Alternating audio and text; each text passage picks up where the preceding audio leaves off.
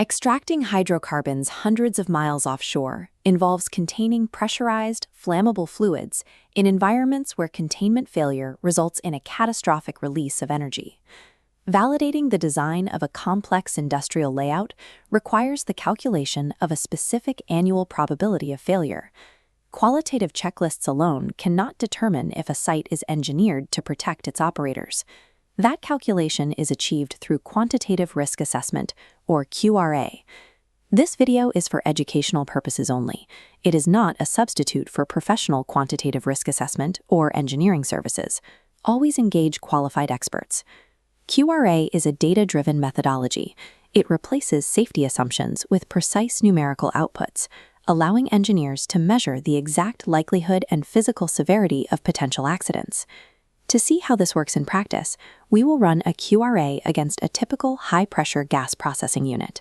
By tracking the math, you will see how process safety engineers utilize this methodology to dictate facility design and justify capital expenditures. This flowchart outlines the standard workflow used to map industrial risk, moving from system definition to final risk mitigation. Step 1 is hazard identification. Engineers must define every loss of containment scenario, from a pinhole leak to a full-bore pipeline rupture.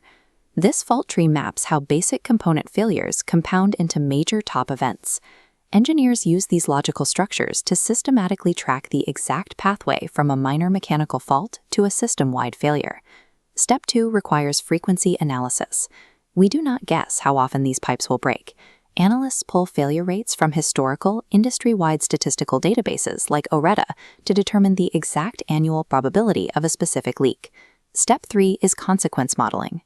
Once we know a hazardous material has escaped, we use thermodynamics and fluid dynamics to predict exactly how that chemical will behave in the open atmosphere. For gas releases, this typically branches into two distinct consequences.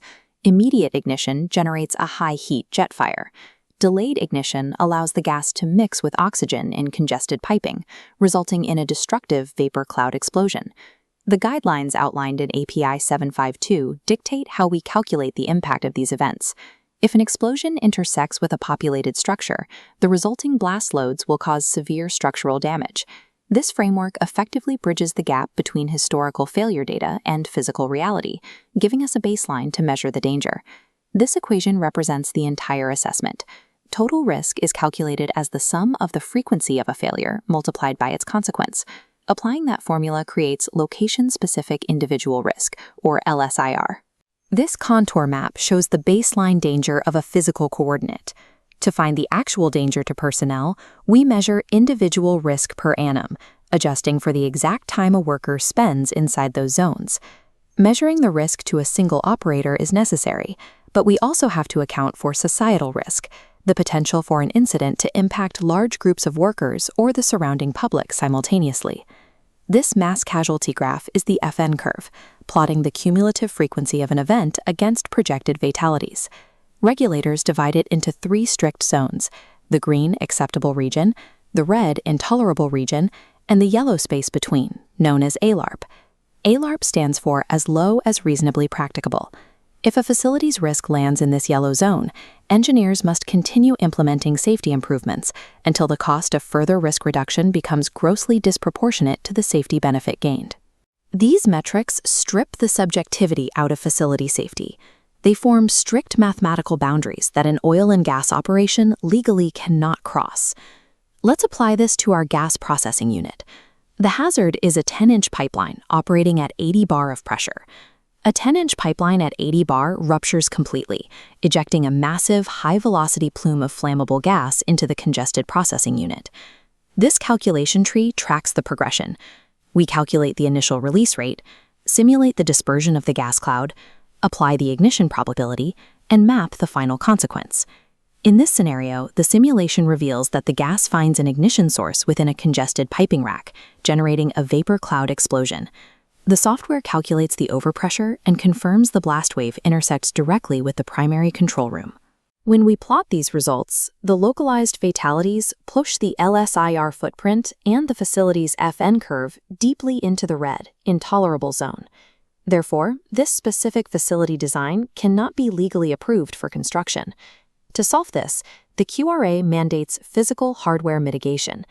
Engineers must install a heavily reinforced concrete blast wall to deflect the incoming overpressure wave. With the blast wall modeled into the design, the math is recalculated.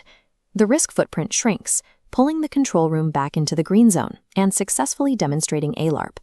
The QRA provides the engineering justification for capital expenditure, transforming safety from a reactive cost into a quantifiable technical deliverable. Quantitative risk assessment provides the predictive data required to ensure that complex hydrocarbon facilities operate safely under extreme conditions. It is an analytical discipline that forces engineers to align mechanical reliability with computational fluid dynamics and statistical probability.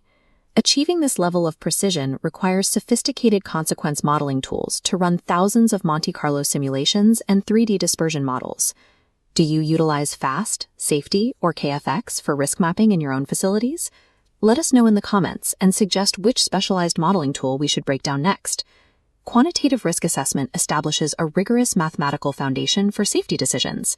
In the high-risk oil and gas industry, mastering QRA is a necessary skill for every technical safety professional. We are dedicated to breaking down these exact engineering frameworks. If you want to learn more about process safety management, quantitative risk assessment, and technical safety topics, subscribe to the HSE Study YouTube channel.